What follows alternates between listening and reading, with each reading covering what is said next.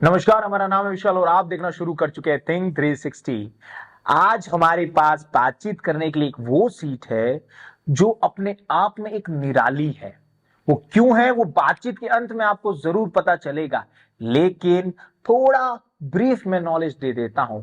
इस सीट से जो व्यक्ति बीजेपी की तरफ से चुनाव लड़ रहा है, वो तब तक तो मेन स्ट्रीम की राजनीति में था ही नहीं मानो, जब उसे ये पता चला कि उसे लोकसभा का स्पीकर बनना है।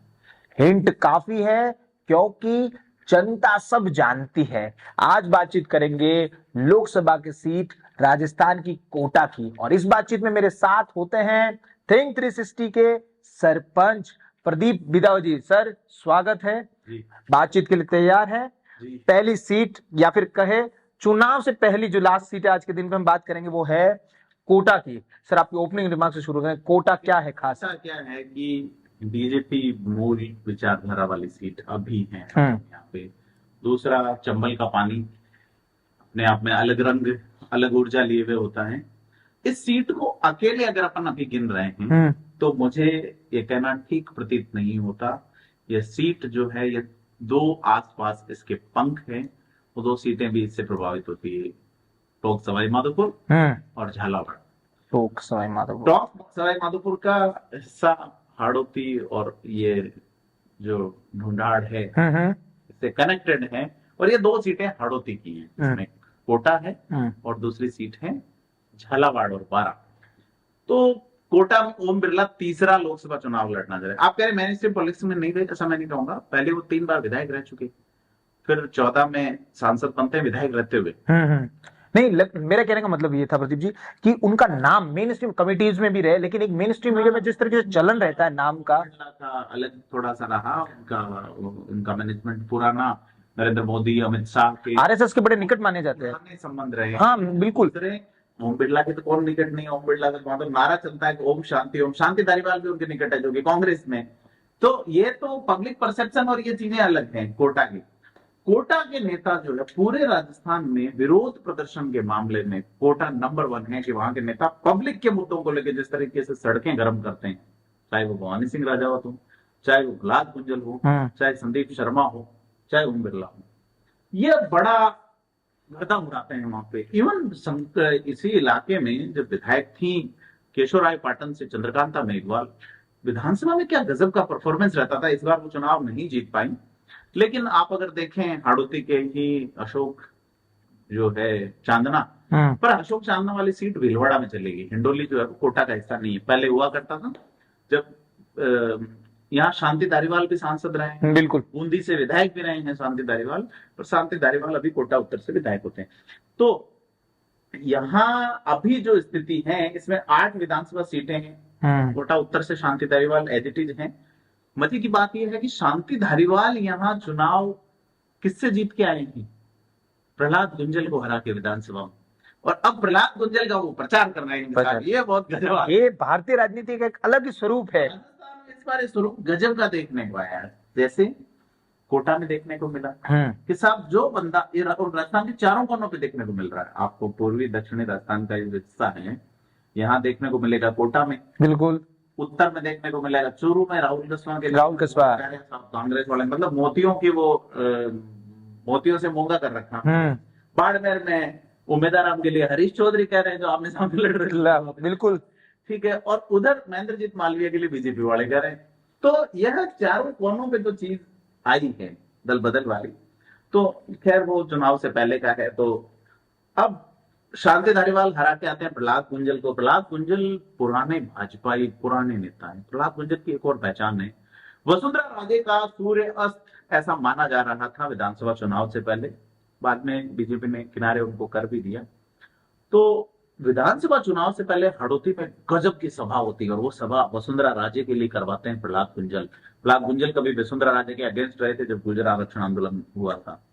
अब प्रहलाद गुंजल जो है वो वसुंधरा राजे के बिल्कुल क्लोज थे, अब वो कांग्रेस में चले गए। वसुंधरा राजे की खामोशी इस सीट पे परिणाम प्रभावित करेगी। किसकी तरह आपको क्या लगता है, कहां ले जाएगा? बिल्कुल उनके पुराने सिपह सलाह रहे हैं प्रहलाद गुंजल। वसुंधरा राजे का दौर उत्तरार्ध की ओर था, तब प्रहलाद गुंजल ने उनके प्रति समर्पण भाव और जो निष्ठा दिखाई है, निश्चित तौर पे यहाँ पे प्रहलाद गुंजल के पक्ष में वो चीजें जाएंगी। ओम बिरला जो है, आज एक आप अगर देखेंगे कि मैं जैसे कहता हूँ कि सड़कें गर्म करते हैं, कल रात को 11 बजे प्रहलाद गुंजल धरने पे बैठ गए एसपी ऑफिस के बाहर चुनाव प्रचार छोड़ के। क्या वजह? कोटा के आईजी पे आरोप लगाया कि वो ओम बिरला के एजेंट के लिए काम कर रहे हैं, जो रविंद्र गौड़ है उनके लिए। तो वहां एजिटेशन, विरोध प्रदर्शन तगड़ा कोटा में चलता है मामला, वहां का नेता पब्लिक के लिए खड़ा रहता है, ठीक है। ओम बिरला जो है क्योंकि अभी संवैधानिक पद पे है, पर एक चीज और है, अगर अपन हिंदुस्तान का इतिहास टटोलें, बीते 25-26 साल में कोई भी लोकसभा अध्यक्ष रिपीट नहीं हुआ है लोकसभा में। एक बड़ी बात है, ये एक बहुत बड़ा फैक्ट है। जीएम बालियोगी या दूसरे अगर देखें, मान लीजिए मनोहर जोशी चुनाव नहीं जीत पाए, और जो दादा थे सोमनाथ चटर्जी, उन्होंने संन्यास ले लिया। मीरा कुमार चुनाव नहीं जीत पाई 14 का, फिर 14 में जो अध्यक्ष बनी ताई जो थी सुमित्रा महाजन, उन्होंने संन्यास ले लिया पॉलिटिक्स में। या तो पिछले 25-26 साल के अगर हिस्ट्री देखें तो या तो रिटायर हो जा रहा है लोकसभा अध्यक्ष, और चुनाव लड़ रहा तो जीत नहीं रहा है। ओम बिरला वोट मांग रहे हैं केंद्र की राजनीति पे, मोदी, बेहतरी, बीजेपी, इन मुद्दों पे।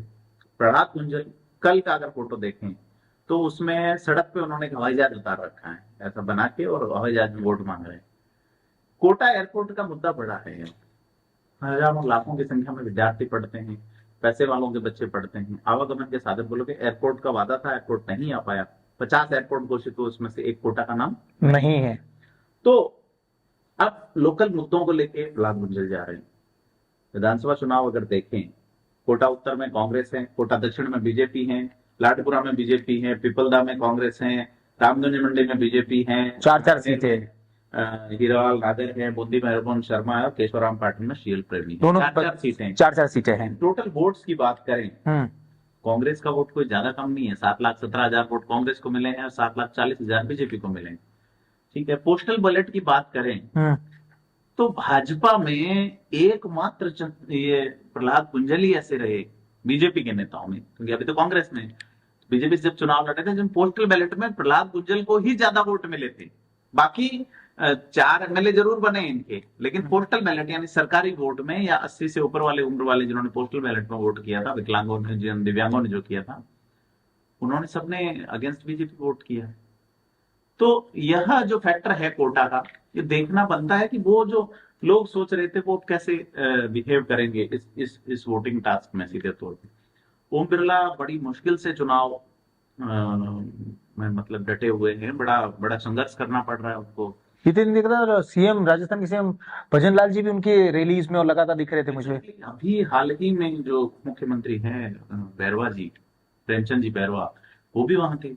उसके अलावा दूसरे बड़े नेता संदीप शर्मा लगे हुए, हीरालाल नागर वहां लगे हुए हैं, मंत्री हैं वहां पे। वो एक साख की सीट है बीजेपी के लिए, एक साख है, ऐसा क्रेडिबिलिटी के लिए बात होगी। अध्यक्ष संवैधानिक पद जो दिए जाते हैं वो बहुत बड़ा है। देश दुनिया की सबसे बड़ी लेजिस्लेटिव पंचायत का मुखिया, सबसे बड़ी लेजिस्लेटिव पंचायत का मुखिया, जिसको देश का प्रधानमंत्री भी माननीय लोकसभा अध्यक्ष कहते हैं, राष्ट्रपति अगर संबोधन करते हैं तो भी माननीय अध्यक्ष के नाते करते हैं।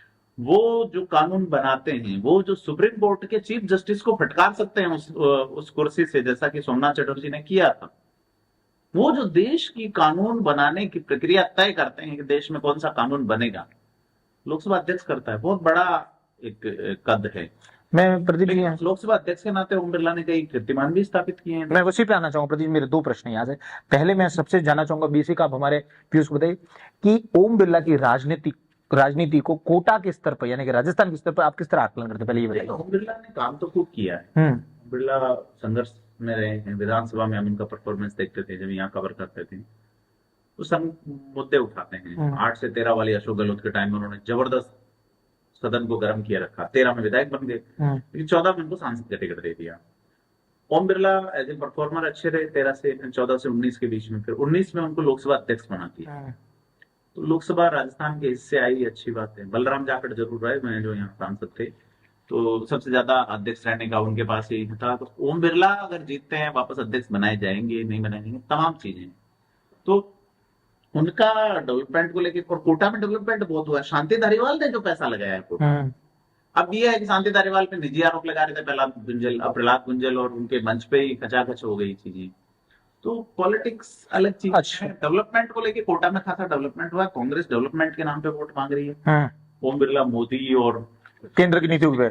अच्छा, प्रदीप जी ये बताइए, ओम बिरला एक स्पीकर के तौर पर आप क्या देखिए, इतने टाइम से आप राजनीति कवर करते आ रहे हैं राजस्थान की। नहीं, उन्होंने संसद को तरीके से चलाया, लेकिन जिस तरीके से कुछ सांसदों का निष्कासन हो, जिनमें राहुल गांधी है, देखिए, आप मोहम्मद पहली मोइत्रा बार है। ऐसा है देश में कि लोकसभा और राज्यसभा दोनों के स्पीकर राजस्थान के, ये एक बहुत है ना। जो राज्यसभा के जो स्पीकर हैं, जगदीप। जिस तरीके से सस्पेंशन की, हालांकि उनका विशेषाधिकार है वो, बट मुझे याद है, अगर मैं ये निकालूं पुरानी प्रोसीडिंग्स राजस्थान असेंबली की, तो जगदीप धनखड़ खुद सस्पेंड हुए, उन्हें तो पीड़ा मालूम होनी चाहिए, है ना। तो ओम बिरला भी काफी सदन को गर्म करते थे, तो उस पे आलोचना जरूर हुई है, लेकिन चूंकि इतनी बड़ी मॉब होती है, 543 लोग होते हैं, उनको चलाना भी बड़ा मुश्किल होता है, तो कई बार आपको कठोर निर्णय लेने होते और वो भी वो लोग जो चुन कर आए हैं वो अलग। नहीं, वो बात, और ये सदन तो इसी तरह चलता है। हम्म। दुनिया के बहुत कम ऐसे हैं जो एक सोफिस्टिकेटेड तरीके से चलते हैं, लोग अपनी बात कहलवाना चाहते हैं, अपने एजेंडा, अपनी पार्टी का एजेंडा सभी नेताओं की प्राथमिकता है, देश हम आप कहीं पीछे खड़े हैं, पार्टी फर्स्ट है। पार्टी या खुद का, कई लोग ज्यादातर, लेकिन वही है, पार्टियों के अगेंस्ट आप जाओगे, व्हिप जारी हो जाएगी, आपकी सदस्यता रद्द हो जाएगी ना। तो यह जो है सीधे तौर पे कि अ, इस सीट से शांति धारीवाल करीब 40 साल पहले सांसद बने थे, 84 में लोकसभा। और यहाँ एक और बड़े नेता है रामनारायण मीणा, जो कि राजस्थान की विधानसभा के उपाध्यक्ष रहे हुए हैं, वो 98 में सांसद बने थे यहाँ से। रामनारायण मीणा ने पिछला चुनाव लड़ा था 2019 में, वो हारे थे चुनाव। तो मैं कह रहा था 2 सीटें पास पास हैं, कोटा के पास में टोंक सवाई माधोपुर है, जहां से सुखवीर सिंह जोनापुरिया जाति के गुर्जर हैं, हरियाणा के रहने वाले हैं, तीसरा चुनाव यहाँ से लड़ रहे हैं। इधर जो है इधर झालावाड़ में दुष्यंत सिंह, झालावाड़ मुझे लगता है देश की एक ऐसी सीट है जहां भाजपा लगातार 9 बार चुनाव जीती। बहुत कम सीटें ऐसी है जहां एक पार्टी का राज रहा है। मैं मध्य प्रदेश में छिंदवाड़ा सीट देखूं, छिंदवाड़ा, हाँ, कमलनाथ जी। छिंदवाड़ा में कांग्रेस ही जीती है हमेशा, एक उपचुनाव भाजपा जीती जीती है थी। बहुत, आज से करीब 30 साल पहले। लेकिन ये इस तरह की सीटें हैं अभी भी देश में। तो झालावाड़ में वसुंधरा राजे वहीं तक हैं, वो बाकी जगह प्रचार करने नहीं आई, जबकि वो एक स्टार प्रचारक विधानसभा चुनाव में उनका गजब का रहा था, पूरे मारवाड़ में उन्होंने गजब का कैंपेन किया था।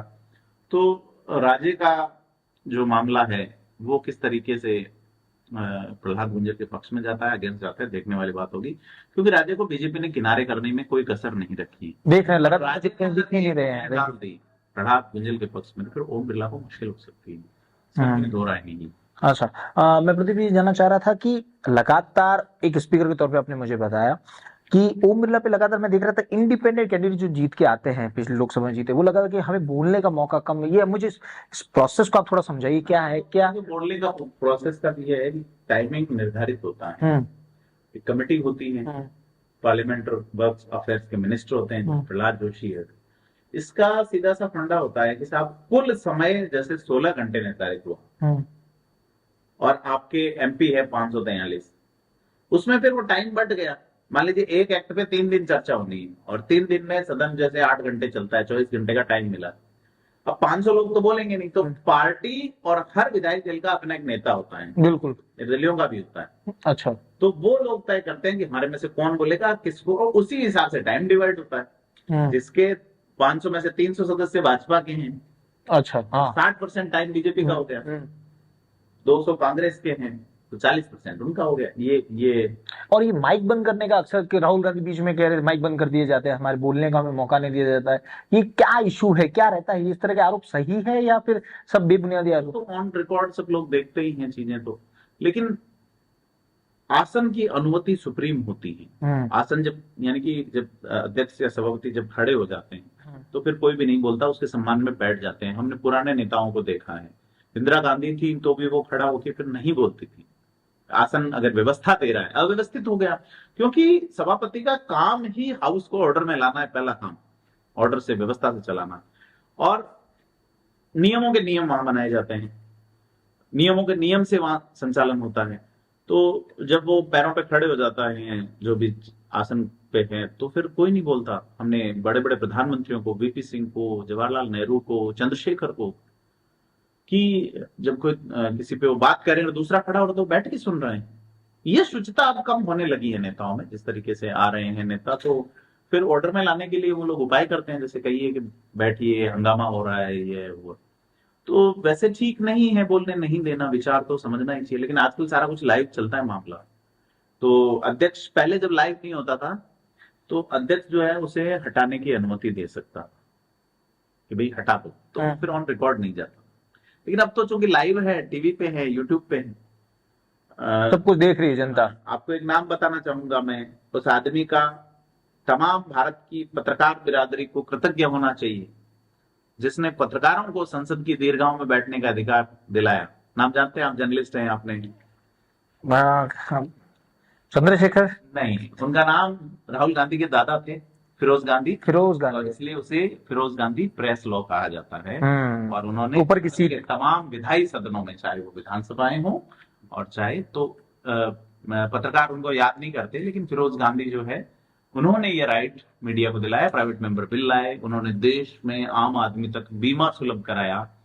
उस व्यक्ति के बारे में पढ़ा जाना चाहिए, बात करनी चाहिए, कभी फ्री होके बात करेंगे उनके ऊपर कि किस तरह के वो पहले व्यक्ति थे संसद में खड़े होकर जिन्होंने प्रधानमंत्री नेहरू जैसे स्टेट्समैन का मुद्दों के ऊपर विरोध किया, मंत्री को इस्तीफा दे। दामाद होते हुए। एग्जैक्टली, दामाद तो घर पे थे, बाकी वो एक अच्छे स्टेट्समैन थे। फिरोज तो बहुत कम बात होती है, कांग्रेस भी कम बहुत बात करती है। बात नहीं करती, बात क्या कारण है कि कांग्रेस अपने ही नेताओं की कम बात, चाहे वो पी नरसिम्हा राव की हो गए, प्रणब मुखर्जी हो गए, या फिर फिरोज गांधी का आपने जिक्र किया, ऐसे कई ऐसे नेता है बड़े जो कांग्रेस अपने ही नेताओं का नहीं करती। क्या कारण आपको लगता है? एक्चुअली पुराना मामला ये, शादी ब्याह में आप जाते हैं तो दूल्हे से ज्यादा कोई दूसरा सुंदर लगना नहीं चाहिए। हाँ। खेल वो है तो खेल, अच्छा, खेल से ज्यादा कांग्रेस से बात निकली है तो मैं थोड़ा सा, आप हमें प्रहलाद जी के बारे में बताएं, क्या इनकी राजनीति रही है कोटा और उधर आसपास में? प्रहलाद कुंजल गुजर समाज, गुजर आरक्षण आंदोलन में बड़े सक्रिय रहे थे, वसुंधरा यादावत हुई थी उनकी बाद में, और संघर्ष करने वाले नेता है। अभी देखिए ना, आप कल रात को धरने पे बैठ गए, जमीन से जुड़े हुए, हवाई जहाज लेके सड़क पे चल रहे हैं।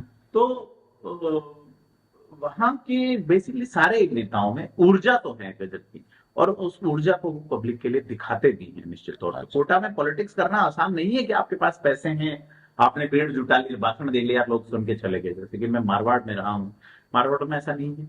यह जो स्वैग है, यह राजस्थान में दो जगह दिखता है, कोटा में दिखता है, शेखावाटी में दिखता है।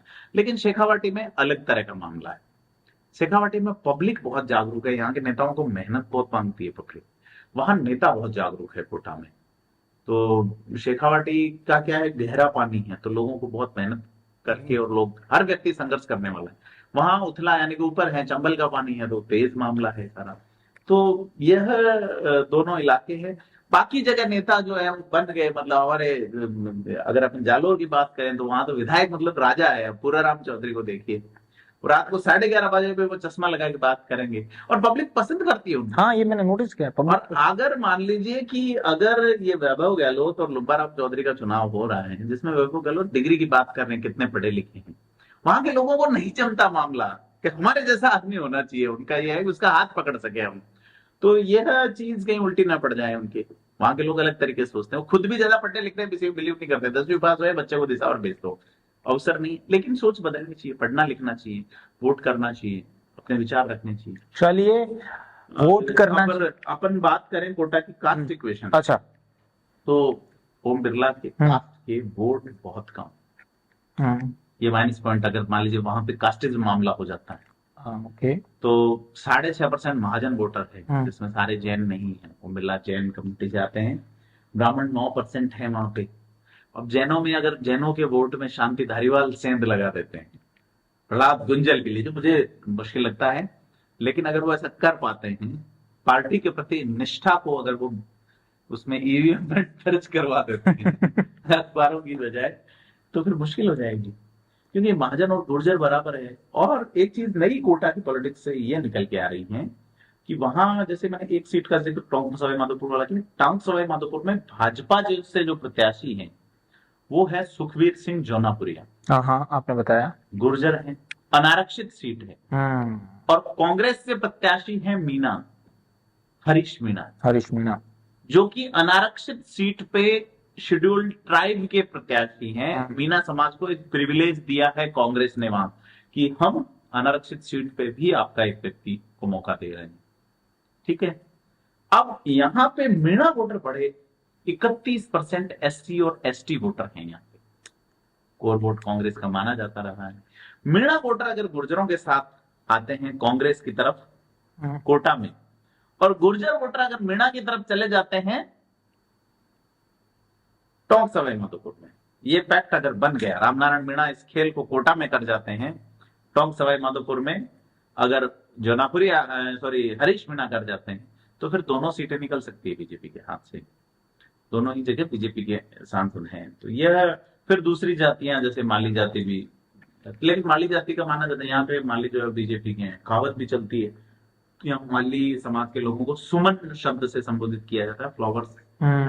तो एक कहावत चलती है, फूल माली फूल में, फूल मतलब बीजेपी का जो चुनाव, फूल माली फूल में और माली धूल में।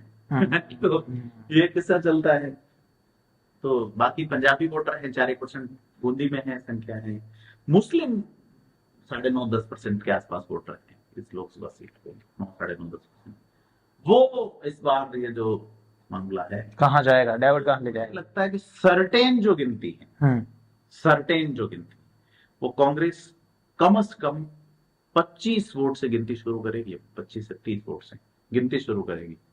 और अगर पोलिंग परसेंटेज कम रहा तो फिर ओम बिरला के लिए बड़ी मुश्किलें।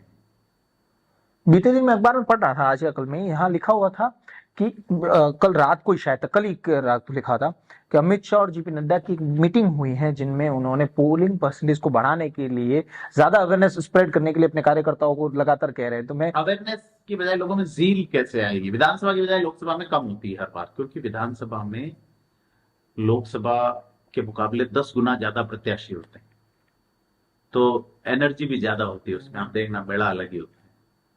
तो ये थोड़ा सा पोलिंग परसेंटेज वाला मामला है यहाँ।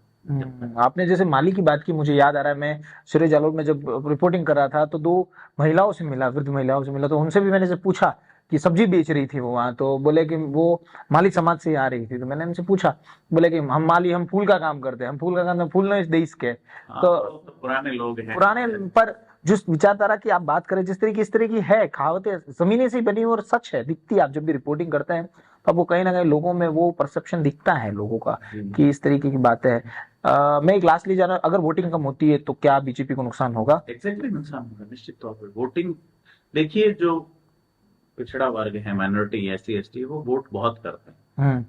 जनरल अनारक्षित लोग जो है वो कम वोट करते रहे। ये ट्रेंड रहा है, इस चक्कर में वाजपेयी की सरकार गई 2004, बाकी कोई कारण नहीं था, वोट पड़े नहीं, बूथ तक नहीं आए।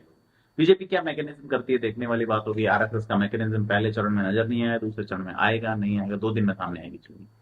चलिए 2 दिन में सामने आ जाएगी। सर ने जैसे कि कहा है, वोट करना जरूरी है, गहराई में जाइए, सोचिए समझिए और वोट जरूर करिए, क्योंकि वोट करना बहुत ज्यादा जरूरी है। इसी तरह थिंक 360 को देखते रहिए, सब्सक्राइब करिए, बेल आइकन को दबाइए और कमेंट बॉक्स में बताइए कि अगली सीट्स कौन सी होनी चाहिए जिन पर हम लोग बातचीत करें। तब तक के लिए शुक्रिया।